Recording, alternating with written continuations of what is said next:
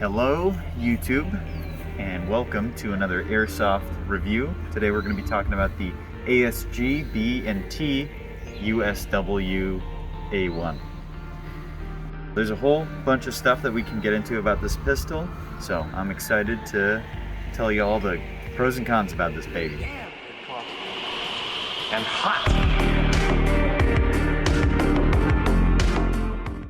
To start out, let's talk about the price. The price is, I think, about $199 retail, at least on e-bike. And there's, disclaimer, it doesn't come with a lot of stuff. It doesn't come with the sight, doesn't come with the universal holster piece, does not come with a red dot, a grip, and it does not come stock with a 50 round mag. You actually come stock with, I have it in this pocket here, these 24 round CO2 mags come stock with the gun. I honestly, and I'll just get this out of the way now, these mags are awful to get the CO2 cartridges out of because they feed in from the bottom of the mag opposed to being fed into the side. And because of that, a lot of times it will get stuck up into the nozzle and there's almost no way to get it out without maybe, I don't know. What I do is I get a drill and drill into the CO2 cartridge through that slit there to be able to pull it out. So really don't recommend these in all honesty, at least just from that alone. If you want a lower capacity magazine, you can actually use these green gas mags. And something also to mention is the USW 50 round mags are compatible with the CZ Shadow series as well as the CZ 75. Vice versa with their mags being compatible with the USW. Magazine aside, let's talk about the very obvious kind of odd thing with this pistol being the stock. The stock can unfold like this, fold out like this, and the grip has this nice rubberized texture here that makes it very comfortable to hold. Ambi safety, as well as, standard with almost all pistols, a bolt hold open. As well as, and I've said as well as like twice now, it has threads on here if you ever want to add God knows what on the end of the barrel. And a Picatinny rail to mount optics. So you can really bastardize the hell out of this thing with this Picatinny and Picatinny rail here. As for performance, and that's an important thing, the barrel length is actually a bit shorter than most other pistols, so because of that, the accuracy is quite honestly not the best when you're firing in rapid succession. I honestly think that's kind of a pretty major con to this pistol, so something that I would recommend, especially considering that the only holster that's available is kind of like a clip-on belt piece that slides into place with this clip here. So it doesn't really have a traditional holster style, and because of that you can get away with adding a longer barrel that's probably hidden through a suppressor, a mock suppressor. What I think this gun achieves in terms of its niche is the ultimate sidearm for somebody who has a main sniper gun that allows you to still kind of have the magazine capacity, controllability, and comfort of a semi-primary without having the size and weight of, say, a short-barreled M4 or SMG. What else is there to say? The FPS, at least in green gas, gets around 320. The CO2 you can hit up to around 360 to about 340. So definitely CQB legal if you are sticking straight with green gas, kind of teeters over the limit with CO2. As for CO2 efficiency, it has about the same as any other kind of ASG CZ, so you're about 80 shots out of each CO2 cartridge, maybe push it to 90 if you're lucky. But other than that, the only other things that I can say, these magazines here, the 50 rounders, cost 50 bucks. Really expensive. I only have two and I honestly couldn't see myself buying any more. These mags actually have worked quite well for me, but the CO2 ones, like I said before, have had some problems and I wouldn't honestly recommend getting those.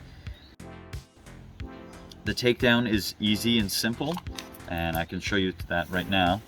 If you see here, you see that, Doug? Those notches right there? Yes. To disassemble, you pull it back to where those notches face. There's going to be a button that you can press on the side here that pushes out the magazine catch. Comes right out, and then that allows you to slide the entirety the barrel assembly forward. This is the spring here for the slide tension, as well as you can pull the barrel out from there. So that's an easy way to take the gun down and get it cleaned if you ever need to do so. Honestly, kind of standard with a lot of the ASG CZ line pistols, being able to just kind of take it down whenever you need to. And then you have to line those notches up to get it to click back in.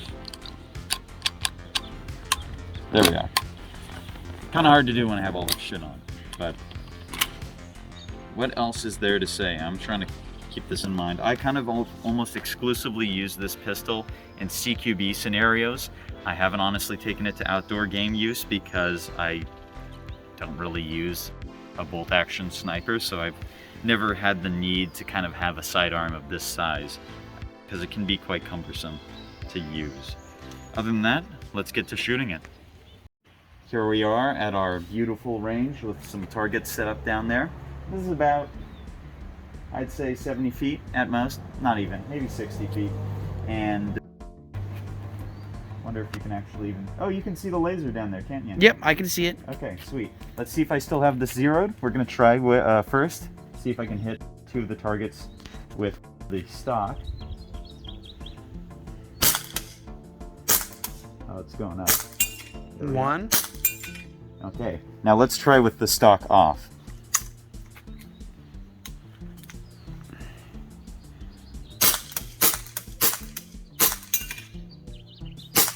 Did I hit them all? One more. We're right in the middle. And as you can tell, there we Allan is a much better shot than I am. And why not? Let's see how well it can run when you rapid fire this. Where's my laser at?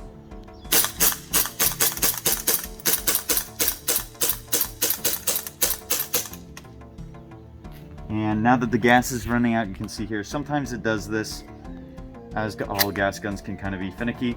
It likes to kind of get stuck right when it's feeding the ramp. I've noticed the feed ramp on this isn't the most perfect, but I was able to get through about almost a lot of it shots. Actually. Yeah, that's maybe 10 shots left in there. So, yeah.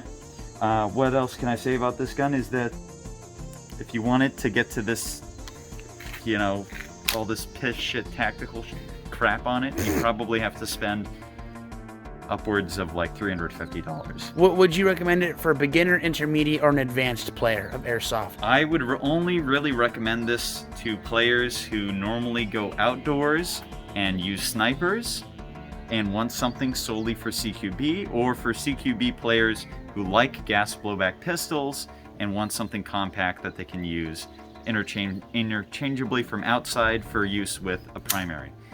The gun on its own is very awkward, and you can definitely get better pistols at this price. The only time you want to get something like this is if you really think that you want that ability to have a stock to deploy at all times. So, like I said before, really good for somebody who has a primary, which is, say, a sniper, and they don't, you know, they have a certain minimum engagement distance, and they don't want to shoot somebody under, say, 150 feet. A quick deployment, semi-accurate pistol that's easier to hit shots with because the stock kind of helps line up the sight for you. But other than that, yeah, I would not recommend this to most people. It has a niche and it works well enough, but there is better for this price of $200 plus it's about $250 to get an actual extended mag. Thank you guys for watching. This one was a quick one, but I hope any of you guys who have been looking and considering getting this pistol, whether or not this video has helped you. So, have a nice day, and we'll see you in the next one.